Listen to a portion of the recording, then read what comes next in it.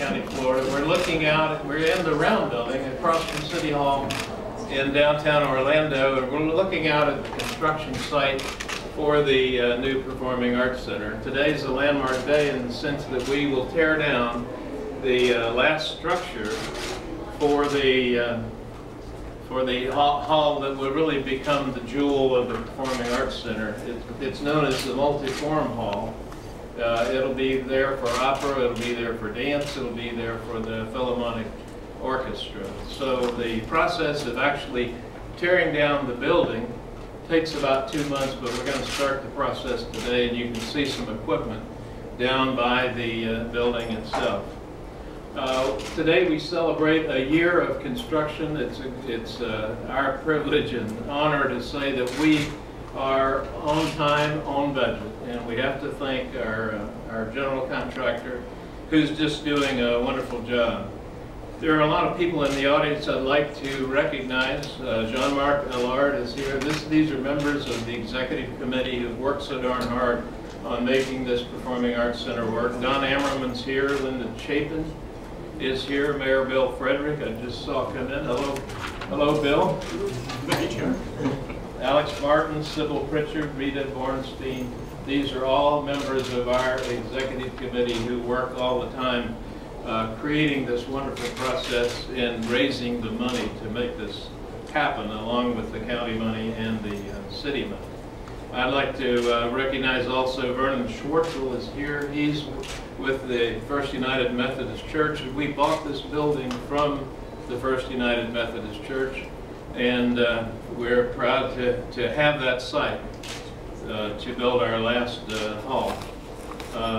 Sean DiMartino is here with Balfour Beatty, and we want to thank especially Mayor Buddy Dyer and Mayor Teresa Jacobs for the funding that they've created and the new funding solution that they have come up with in the last couple of weeks makes a big difference to us.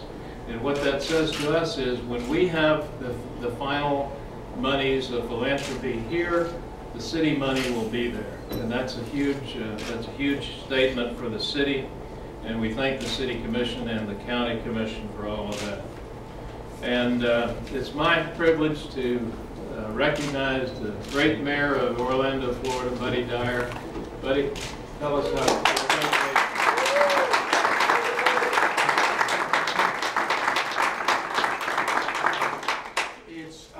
Really hard to believe it's been a year since we kicked off construction of the Dr. Phillips Center for the Performing Arts, but one thing hasn't changed. I remember there being torrential rain as we turned dirt. It didn't drizzle for 5 days, but it sure came down that day too. Is Commissioner Sheehan here?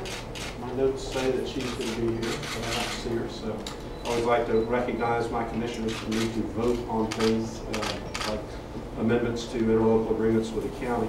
It's great seeing the project go vertical. The steel behind us gives us a good depiction of what the building is going to be like in terms of mass without the third theater, but we intend to extend that one. And today is a great day toward recognizing the full extent of the Performing Arts Center. We've had a busy 2 weeks. The Citrus Bowl was a big winner. We're going to be able to move the construction forward, but likewise, I don't think everybody realizes that the Performing Arts Center was also a big winner in the amendments to the interlocal agreement that will be voted on by both the city and the county. Mayor Jacobs proposed, and we agreed that the Performing Arts Center ought to get an escalation clause just like the Citrus Bowl had, because construction had been delayed and the cost to complete the second phase would be in excess of what we originally anticipated due to the time factor that's involved. And then secondly, we've made the pledge, as we sought a different source of credit to issue the debt that's supported by the Tourist Development Tax. The city has made the pledge to the Performing Arts Center that likewise we will find a source of city credit that would support the TDT funding, and we would be able to bring forward the remaining public money that is committed for the Performing Arts Center at the time that the private funds are raised so that we can build the entire second phase of the Performing Arts Center.